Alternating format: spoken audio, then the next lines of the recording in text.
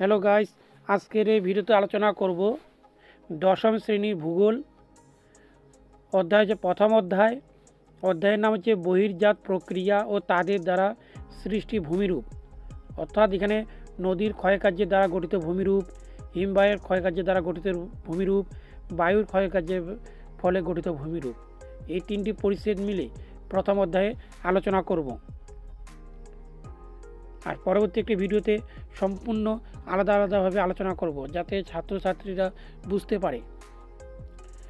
এখানে 1 নম্বর প্রশ্ন অর্থাৎ প্রথম প্রশ্ন হলো, যে প্রক্রিয়া বাইরে প্রাকৃতিক শক্তি ভূপৃষ্ঠের উপর ক্রিয়াশীল হয়ে ভূমিরূপের পরিবর্তন ও বিবর্তন ঘটায় তাকে কি বলে? এখানে যে বহির্জাত প্রক্রিয়া। পরের প্রশ্ন, যে প্রক্রিয়া দ্বারা ভূপৃষ্ঠের উঁচু স্থানগুলি ক্ষয়ের মাধ্যমে উচ্চতা কমে যায়, সেখানে তাকে বলা হয় কি? অবরোহণ প্রক্রিয়া। পরের প্রশ্ন, আবহাওয়ার বিভিন্ন উপাদান দ্বারা শিলাসমূহ যান্ত্রিক বা রাসায়নিকভাবে ক্রিয়া করে স্বস্থান পরে থাকলে তাকে কি বলে? আবহবিকার। পরের প্রশ্ন, আবহবিকারের ফলে চূর্ণ বিচ্ছিন্ন হওয়া শিলাস্তব মাধ্যাকর্ষণের শক্তি টানে ভূমির ঢাল বরাবর নিচে নেমে আসার কি বলে? এখানে পঞ্জিত ক্ষয়। পরের প্রশ্ন, বিভিন্ন প্রাকৃতিক শক্তি দ্বারা শিলা চূর্ণ বিচ্ছিন্ন হয়ে অন্যত্র অপসারিত তাকে কি বলে? এটা ক্ষয়ীভবন। পরের প্রশ্ন, মহীভাবক আলোড়ন কাজ করে কিভাবে? উলম্বভাবে।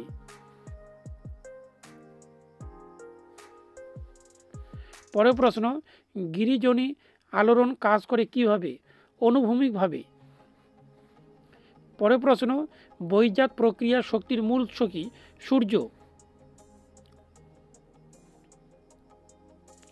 পরের প্রশ্ন, ভূমির উচ্চতা বৃদ্ধি পায় কার মাধ্যমে? আরোহণ প্রক্রিয়ার ফলে। পরের প্রশ্ন, নিম্নভূমি উচ্চতা বৃদ্ধি পায় কোন প্রক্রিয়ার ফলে? অবরোহণ প্রক্রিয়ায়।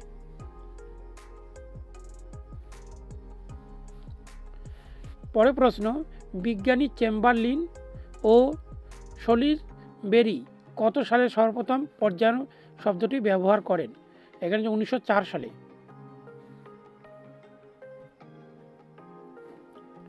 পরের প্রশ্ন, ভূপৃষ্ঠে জলের প্রধান উৎস কি? বৃষ্টিপাত ও তুষারপাত। পরের প্রশ্ন, ভারতের বৃহত্তম নদী অববাহিকা কোনটি? গঙ্গা নদী অববাহিকা। পরের প্রশ্ন, পৃথিবীর বৃহত্তম নদী অববাহিকা কোনটি? আমাজন নদের অববাহিকা।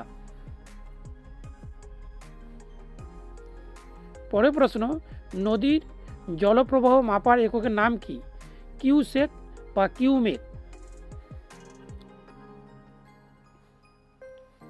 পরের প্রশ্ন, নদীর গতিকে কত ভাগে ভাগ করা যায়? 3 ভাগে, অর্থাৎ উচ্চগতি, মধ্যগতি আর হচ্ছে নিম্নগতি।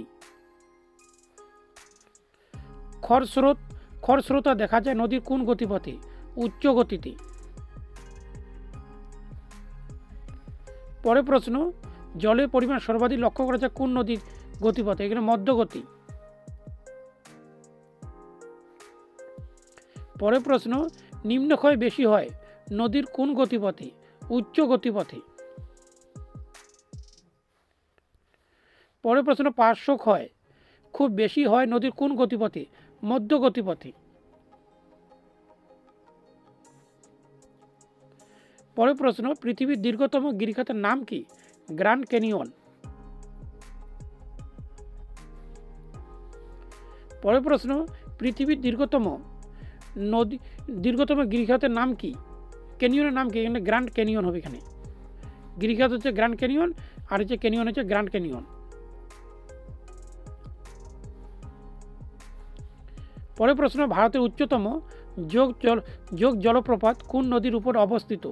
এটা কর্ণাটকের শরাবতী নদী।